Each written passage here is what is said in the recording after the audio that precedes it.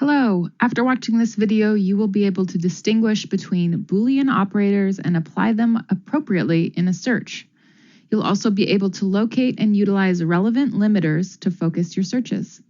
Boolean operators help you communicate the relationship between your search terms to the database. For example, using the Boolean operator AND will narrow your search results to only those that include both search terms. So for example, here, this search with AND is only going to turn up those articles in the middle, those articles that include the term burnout and early career nurses. Or is going to do the opposite. It's going to expand your search results to include any or both of the search terms. So you'll find articles that include only burnout, articles that include only compassion fatigue, and articles that include both burnout or compassion fatigue. Lastly, not is going to be used to exclude results that have certain terms. So in this case, maybe I want to exclude results that talk about COVID-19. So I would say not COVID-19. In this example, I'm going to show you how to use Boolean operators in your searches in CINAHL. So here is the advanced search page. You're going to see Boolean operators here, all right, and here. And you can also type them horizontally in your boxes. So to start, I typically recommend using OR in the horizontal boxes. That way you can add all of your different synonyms into a single search line to expand your results to the most results possible. Okay, so for example, I'm going to start with trying to find information about burnout.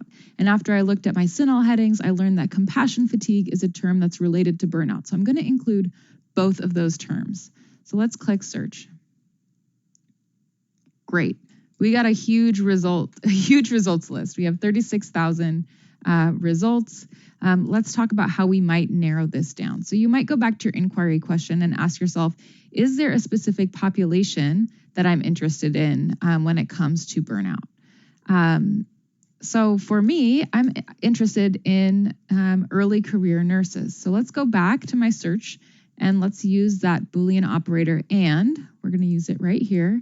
And I'm going to type in early career nurses. We'll put that in quotations. And I'm going to use that term or. And there's another term that's used by the database, new graduate nurses. So let's use both of those. This should narrow my search results. Great. So now I've got it down to 295.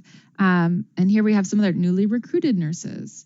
I also see a term here, stress, occupational prevention and control. Okay, so am I looking for prevention strategies for burnout and compassion fatigue? That might help me create another search with a different Boolean operator. So what aspect of burnout am I curious about? Interventions, mindfulness, those are all things I might add to a subsequent search. Now here's something that I'm seeing. This is COVID-19. That might come up a lot with terms like burnout. So let's go back to my advanced search, and I'm going to use this not operator to exclude articles about COVID-19 because that is not the focus of my research. So let's click that. And it narrowed it down a little bit. CINAHL provides a number of filters that you can use to narrow your search results, such as publication date, publication type, participant age, CINAHL headings, geographic area, and lots more. Let's see how to use these filters in CINAHL. Now let's learn how we can use limiters to do the same thing based on different characteristics. So first, you can locate limiters up here using this button. It says all filters. I will say that's actually sort of a lie because not all the filters are visible from this view. So from this view, you're going to have ready access to some of these main ones like finding a peer-reviewed article or finding an English language article. Those are two I might recommend using. I'd also recommend using the publication date filter in order to narrow down your search results to those that are the most current. Typically, that's going to be within the past 5 years, so you might go up to 10 years depending on your topic.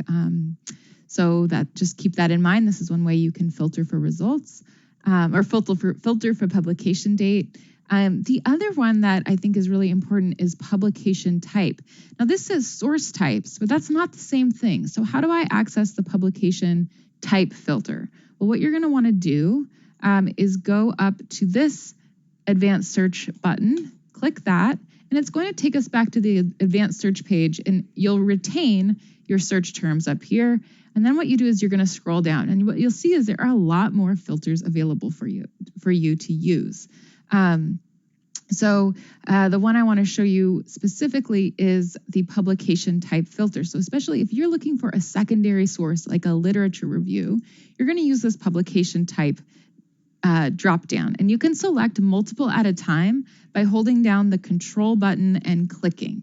So I'm going to scroll down, and the ones that we're going to look for include, we're going to find meta-analysis, meta-synthesis, then we're going to go down to R for review, control click, and then finally, systematic review. So these are 4 different types of literature reviews.